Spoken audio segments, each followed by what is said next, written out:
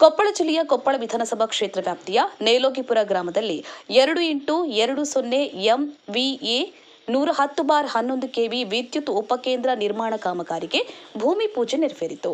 ಕಾರ್ಯಕ್ರಮದಲ್ಲಿ ಶಾಸಕ ರಾಘವೇಂದ್ರ ಹಿಟ್ನಾಳ್ ಅವರಿಗೆ ಹಲವಾಗಲಿ ಗ್ರಾಮದ ಮುಖಂಡರು ವಿಶೇಷವಾಗಿ ಸನ್ಮಾನಿಸಿ ಗೌರವಿಸಿದರು. ಈ ಮೊದಲು ನೇಲೋಗಿಪುರ, ಭೈರಾಪುರ,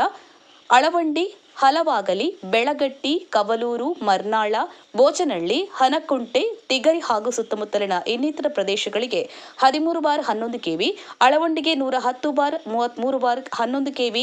ಬೆಟಗೇರ ವಿದ್ಯುತ್ ಉಪಕೇಂದ್ರಗಳಿಂದ ವಿದ್ಯುತ್ ಸರಬರಾಜು ಮಾಡಲಾಗ್ತಾ ಇದ್ದು, ಈ ಭಾಗದಲ್ಲಿ ರೈತರುಗಳು ತಮ್ಮ ಕೃಷಿ ಚಟುವಟಿಕೆಗಳ ಸಲುವಾಗಿ ಪಂಪ್ ಸೆಟ್ಗಳ ಮೇಲೆ ಅವಲಂಬಿತರಾಗಿರುತ್ತಾರೆ. ಇದರಿಂದಾಗಿ ವಿದ್ಯುತ್ ಬೇಡಿಕೆಯು ವರ್ಷದಿಂದ ವರ್ಷಕ್ಕೆ ಹೆಚ್ಚಾಗುತ್ತಿರುತ್ತದೆ. ಹಾಲಿ ಇರುವ ಅಳವಂಡಿ ಮತ್ತು ಬೆಟಗೇರ ವಿದ್ಯುತ್ ಉಪಕೇಂದ್ರಗಳಿಂದ ವಿದ್ಯುತ್ ಸರಬರಾಜು ಮಾಡುತ್ತಿರುವ ವಿದ್ಯುತ್ ಪ್ರಸರಣ ಮಾರ್ಗಗಳು ಉದ್ದಗಳಲ್ಲಿ 13 ರಿಂದ 44 ಕಿಲೋಮೀಟರ್ಗಳಿಗಿಂತ ಅಧಿಕವಾಗಿದ್ದು, ಕಡಿಮೆ ವೋಲ್ಟೇಜ್ ಸಮಸ್ಯೆ ಅಧಿಕವಾಗಿರುತ್ತದೆ ಮತ್ತು 33 kV ಅಳವಂಡಿ ಮತ್ತು 110 kV ಬೆಟಗೇರ ವಿದ್ಯುತ್ ಉಪಕೇಂದ್ರಗಳ ವಿದ್ಯುತ್ ಪರಿವರ್ತಕಗಳ ಮೇಲಿನ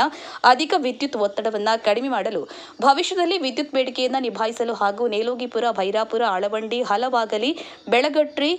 ಕವಲೂರು, ಮರ್ನಾಳ, Bochanahalli,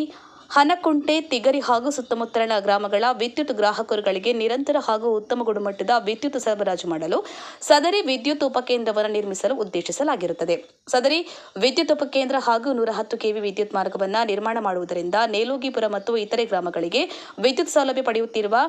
HT, LT1,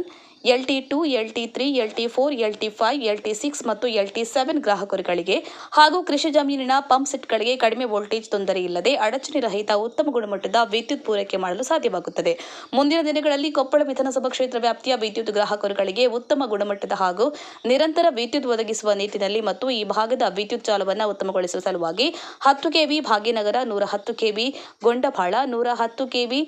ಕಲ್ತಾವರೆಗೇರ, 110 kV ಬಂಡಿಹರ್ಲಾಪುರ, 110 kV Chikkabaganal ಮತ್ತು 110 kV ಚಿಕ್ಕಕಾಸನಕಂಡಿ ವಿದ್ಯುತ್ ಉಪಕೇಂದ್ರಗಳನ್ನು ಸ್ಥಾಪಿಸಲು ಉದ್ದೇಶಿಸಲಾಗಿದೆ ಮತ್ತು ಈ ಯೋಜನೆಗಳ ಪ್ರಸ್ತಾವನೆಗಳಿಗೆ ನಿಗಮದ ತಾಂತ್ರಿಕ ಸಮನ್ವಯ ಸಮಿತಿ ಸಭೆಯು ಅನುಮೋದನೆಯನ್ನು ಪಡೆಯಲಾಗಿದೆ. ಕಾರ್ಯಕ್ರಮದಲ್ಲಿ ಮುಖ್ಯ ಅತಿಥಿಗಳಾಗಿ ಶಾಸಕ ರಾಘವೇಂದ್ರ ಹಿಟ್ನಾಳ್, ಸಂಸದ ರಾಜಶೇಖರ್ ಹಿಟ್ನಾಳ್, ಮಾಜಿ ಸಂಸದ ಸಂಗಣ್ಣ ಕರಡಿ, ಮಾಜಿ ಜಿಲ್ಲಾ ಪಂಚಾಯತ್ ಸದಸ್ಯ ಗೂಳಪ್ಪ ಹಲಗೇರಿ,